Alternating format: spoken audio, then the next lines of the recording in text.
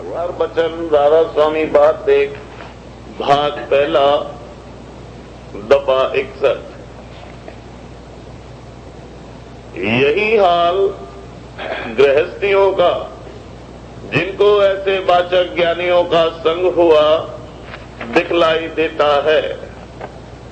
जबान से तो अपने तई ब्रह्म बताते हैं, और बर्ताव और रहनी जो उनकी देखो तो संसारियों से कुछ कम नहीं मालूम होती है, और अपनी समझबूझ का अहंकार दिल में ज्यादा मालूम होता है। अहंकार सब पापों का मूल है। जिसको अहंकार आया वही नीचे गिरा। फिर जैसे ये और जैसे इनके उस्ताद सिखाने वाले, भेक और पंडित दोनों काल और कर्म और माया के चक्कर में पड़े हैं, और आइंदा अपनी अपनी करनी का फल भोगेंगे। इस रीत से उनका उद्धार या मुक्ति नहीं हो सकती है। डब्बा 62। आजकल विद्या का विस्तार बहुत है, और बस अब हासिल होने इल्म और अक्ल के बाहरमुखी पूजा हर एक को ओछी और फिजूल नजर आती है, और इसमें कोई शक भी नहीं कि वे सब नकल हैं और उनसे कुछ भी फायदा हासिल नहीं होता। मगर इनको उस उपासना और अभ्यास की जिसमें तन और मन पर दबाव और जोर पड़ता है, तलाश बहुत कम है, और न उसकी मेहनत और दिक्कत किसी को गवारा होती है। इस वास्ते कुल मतों के विद्यावान ज्ञान मत को पसंद करके उस पर एतकाद लाते हैं, और वाचक ज्ञानी या सूफी या ब्रह्म ज्ञानी बनते चले जाते हैं, पर अपनी हालत को जरा भी नहीं परखते और न दूसरों से परखाते हैं, और विद्या बुद्धि की दलीलों से लोगों को कायल माकूल करने को तैयार रहते हैं। गौर का मुकाम है कि जब तक काम और क्रोध और लोभ और मोह और अहंकार मौजूद हैं, तब तक पूर्ण ब्रह्म पद कैसे प्राप्त हो सकता है। अगर 2-4 ग्रंथ पढ़कर समझ लेने का नाम ब्रह्म ज्ञान है, तो ऐसे ब्रह्म ज्ञानी बनने में क्या मेहनत पड़ती है। हर एक शख्स जिसको किसी कदर विद्या और बुद्धि हासिल है, वही ज्ञान के ग्रंथ पढ़ सकता है, पर सफाई अंतर की मन और इंद्रिय को रोककर और बात है। ये बिना योगाभ्यास के हासिल होना नामुमकिन है। दफा 63। जो कोई इन ज्ञानियों से कहे कि जरा अभ्यास में बैठो और अपने स्वरूप में लगो, तो मन चंचल उनको जरा भी बैठने नहीं देता है। जो सुरक्षित योग का अभ्यास संतों की रीत से करते तो अपनी परख होती और मन चंचल की खबर पड़ती।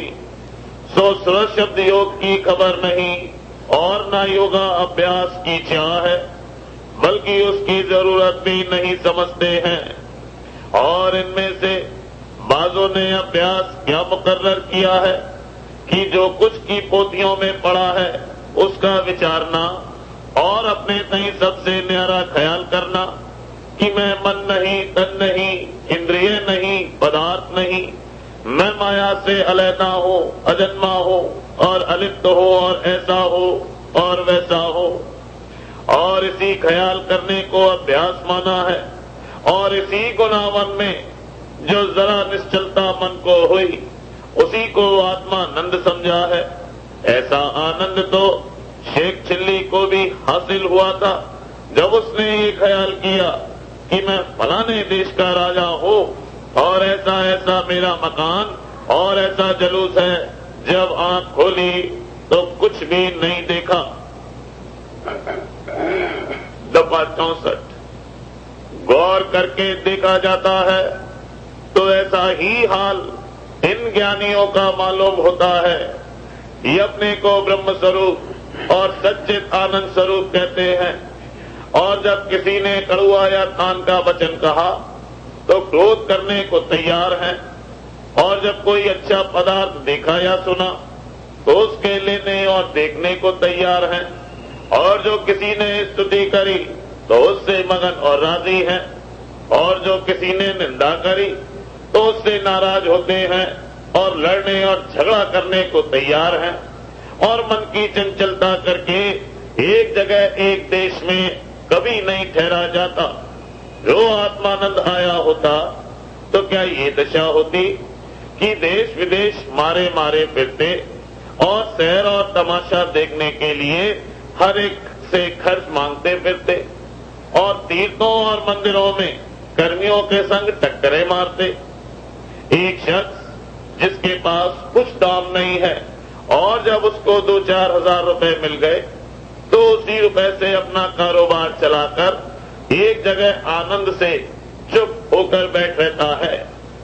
और जो किसी को कोई नौकरी मिल गई तो फिर कहीं तलाश को नहीं जाता और उसी के आनंद में मगन रहता है और अटक और भटक छोड़ देता है।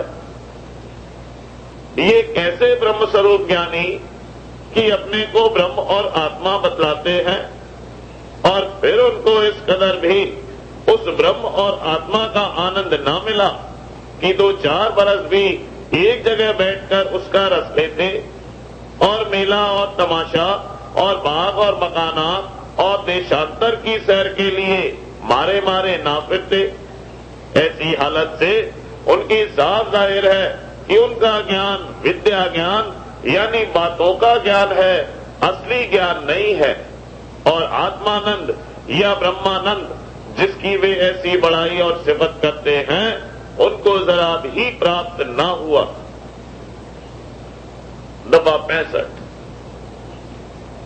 असली ज्ञान उसका नाम है कि ब्रह्म का दर्शन साक्षात हो जावे।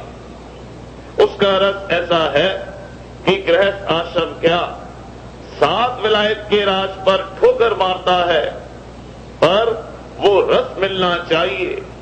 संतों के मत में ब्रह्म नाम ईश्वर के लक्ष्य स्वरूप का है, और ये लक्ष्य स्वरूप ही माया सबल है। पर वेदांती ब्रह्म के लक्ष्य स्वरूप को शुद्ध और ईश्वर स्वरूप को वाच और माया सबल कहते हैं।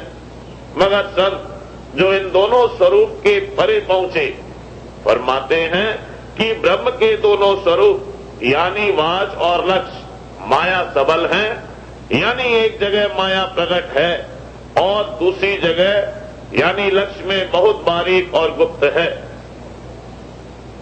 दफा 66। अब मालूम होवे कि कुल अवतार दर्जे आला के और योगेश्वर ज्ञानी और जितने की देवता और पैगंबर और अवतार दर्जे अदना के हैं, ईश्वर के लक्ष्य स्वरूप यानी ब्रह्म से ख्वाह उसके वाच स्वरूप से प्रकट हुए। इस सबब से जो कोई की उसके वाच स्वरूप के उपासक हैं या उसके लक्ष्य स्वरूप के ज्ञानी हैं, वे सब माया और काल की हद से बाहर नहीं हुए और इसी वजह से जन्म मरण से नहीं बच सकते।